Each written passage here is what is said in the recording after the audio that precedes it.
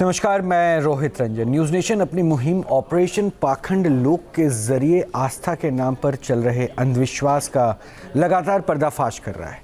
अब तक हमने कई दरगाहों में चल रहे पाखंड के खेल की पोल खोली है और आज बारी है नोएडा के दनकौर की बाबा शाह फिरोज चिश्ती रहमतुल्लाह दरगाह के खादिम फजल रहमान की, जो तंत्र मंत्र कराने का दावा करते हैं और ये दावा करते हुए हमारे खुफिया कैमरों में कैद हो गए। इस दौरान खादिम फजल रहमान न सिर्फ हमारे काल्पनिक किरदारों और काल्पनिक कारोबारों की तरक्की के लिए तंत्र मंत्र करने को राज़ी हो गए, बल्कि उन्होंने ऑस्ट्रेलिया में चुनाव जिताने का सोचिए दावा कर दिया। आज हम एक एक करके खादिम फजल रहमान के दावों की सच्चाई से पर्दा उठाने वाले हैं, लेकिन शुरुआत हमारी पड़ताल से जुड़ी एक खास रिपोर्ट के साथ कर रहे हैं।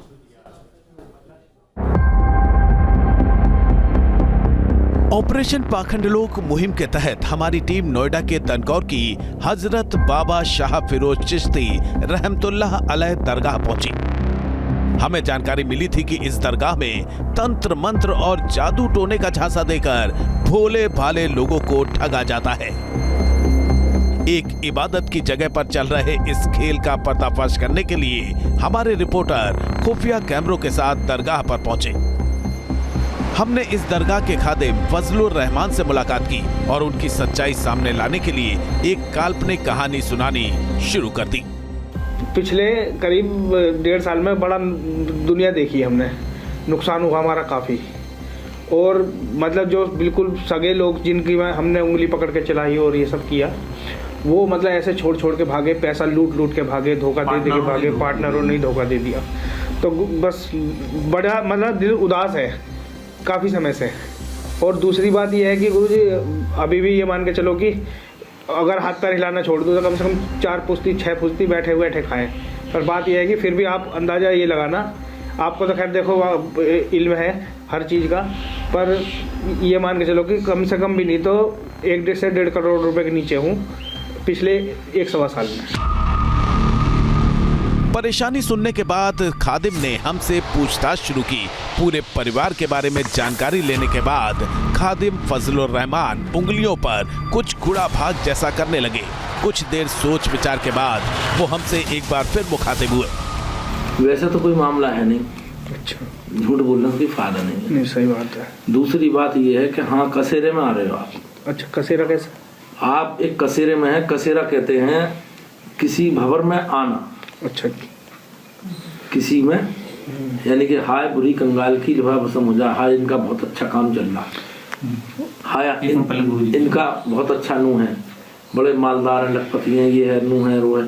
तो बहुत से आदमी ऐसे होते हैं जो हम रोटी खा रहे हैं अच्छी, ये कैसे खा रहा है, इसको थोड़ी सी कलम फेरो यहाँ, किसी से मिलने के बाद में भाई इसका ये काम रुकना चाहिए। ओहो, समझ गए? अब मैं समझ।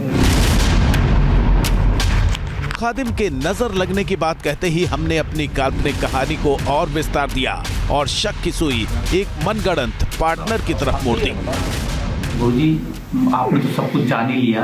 इनका जो पार्टनर था ना, जिसको सिखाया था उन्होंने, सप्लायरों के पास लेके गए थे, भाई हाँ माल सप्लाई होता, वो इनसे अलग हो गया और वो भक्तों को पहुंच जाता है। बस तो आपने बात बोल दी।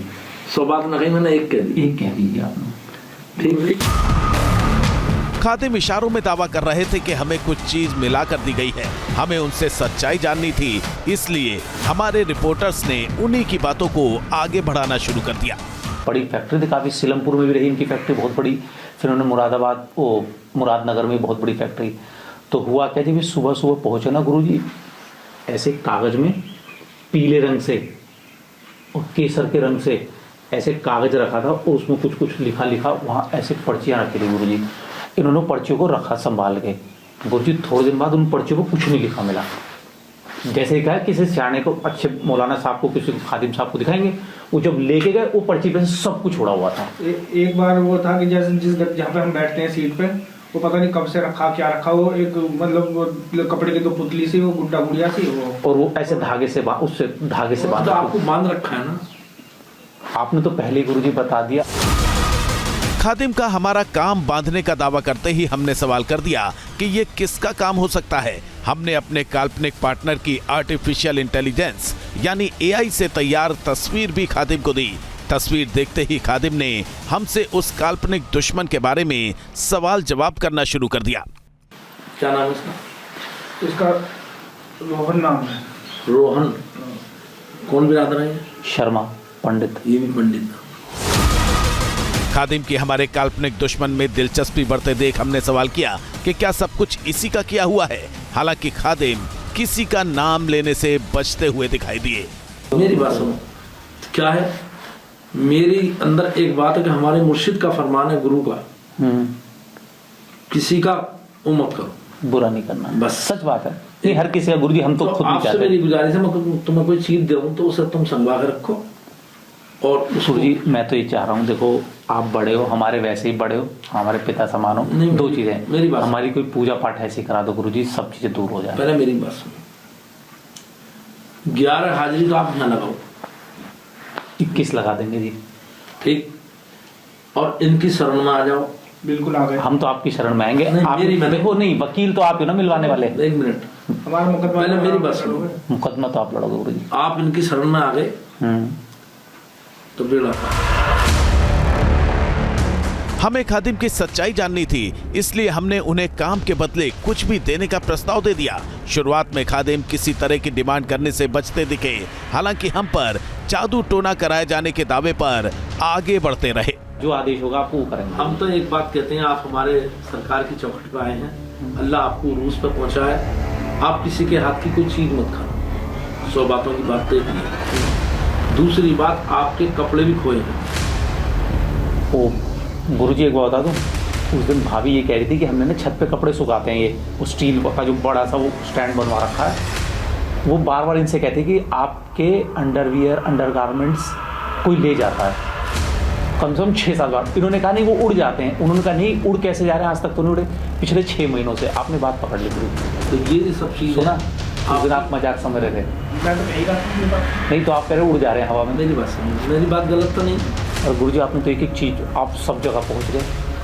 आपके कपड़े गायब हुए हैं, 6 महीने से हो रहे हैं गुरु जी। आपके घर में, फैक्ट्री में ऐसी चीज फेंकी गई है जिससे काम नहीं चलता और आप बेकार। मगर ये है कि उसका अल्लाह भला करेगा। अब तुम यहाँ आ गए हो, अब तुम खुद सही जगह पहुंच गए। अब ये करेंगे ठीक। अब हमारे अंडरकवर रिपोर्टर्स ने खादिम की शरण में जाने का दिखावा किया। खादिम कपड़े खो जाने की बात पर आगे बढ़ते रहे, हम उनकी हाँ में हाँ मिलाते गए। सुनो, इन बातों को कम से कम भी साल भर हो गई, 8-9 महीना हो गए। सही कह रहे हो, लगातार गायब हुआ गुरु जी। और दूसरी बात ये है, तो गुरु जी उन्होंने कपड़ों का क्या किया होगा? जो भी ले गया, तुम्हारा- मैं कह रहा हूँ जो भी ले गया होगा, हम नहीं कह रहे नाम बताओ, क्या करते होंगे वो लोग? इसी से तो होता है सब कुछ।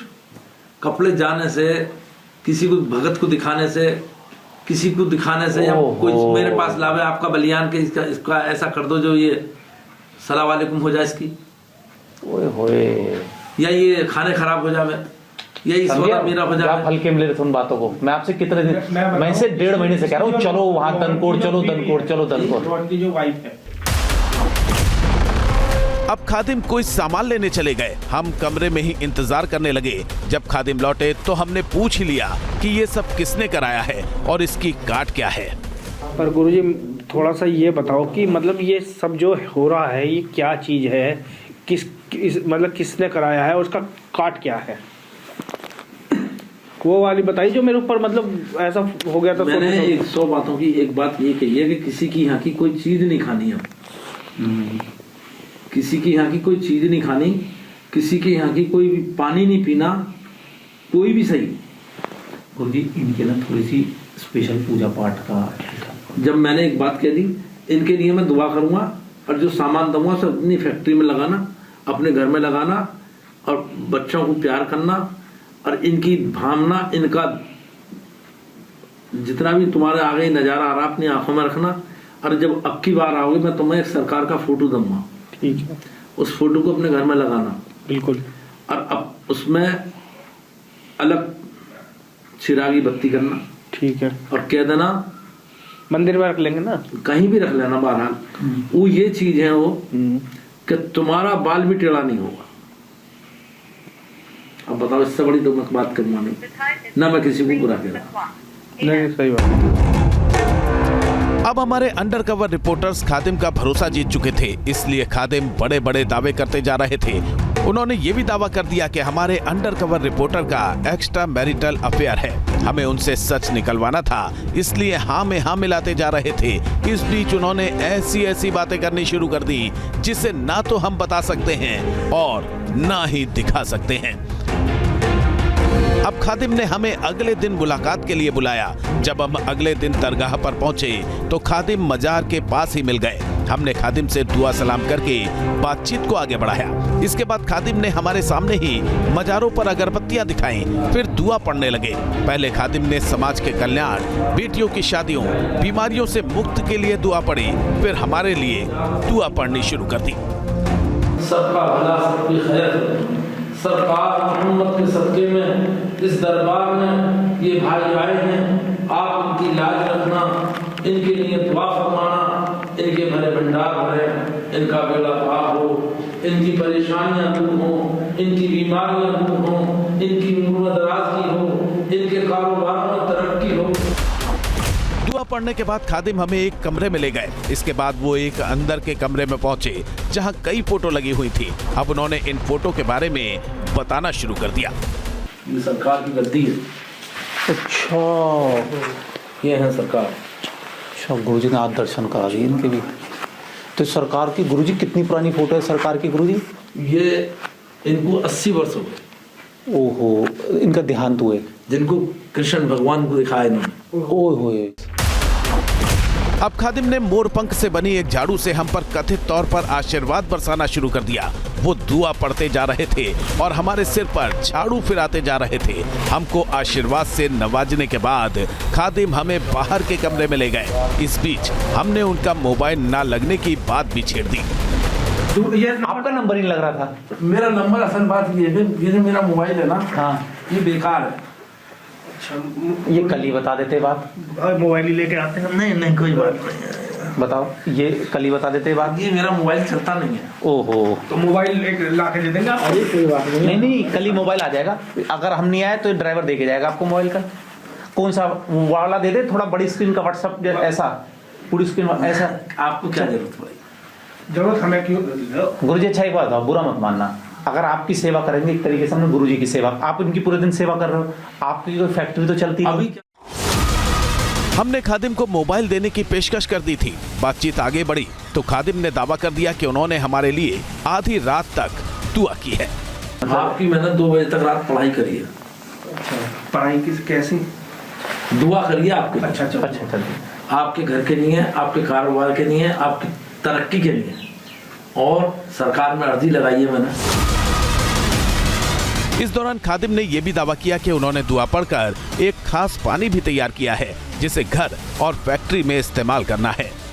तो गुरुजी, अब मैं ये जानना चाह रहा था कि कल जो मैं काम धंधे की बात बता रहा था, उसमें तो मुझे आज सुबह से ही राहत ये मिली। उनको 2 ऑर्डर मिले आज रास्ते में बड़े। और दूसरा कि एक कंसाइनमेंट करीब 1 करोड़ रुपए के करीब का था। देखो आपका पानी है ना तैयार भरा हुआ। अच्छा,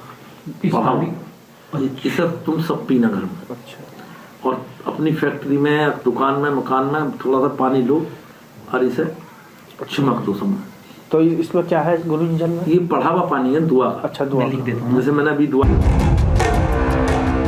दूसरी मुलाकात में ही खादिम फजलुर रहमान हमें राहत दिलाने के लिए पड़ा हुआ पानी देने का दावा कर चुके थे। हालांकि अब भी ये सच सामने आना बाकी था कि वो इस काम के लिए कितने रुपए की डिमांड करते हैं। लिहाजा हमने पड़ताल जारी रखी ताकि खादिम की सच्चाई सामने लाई जा सके।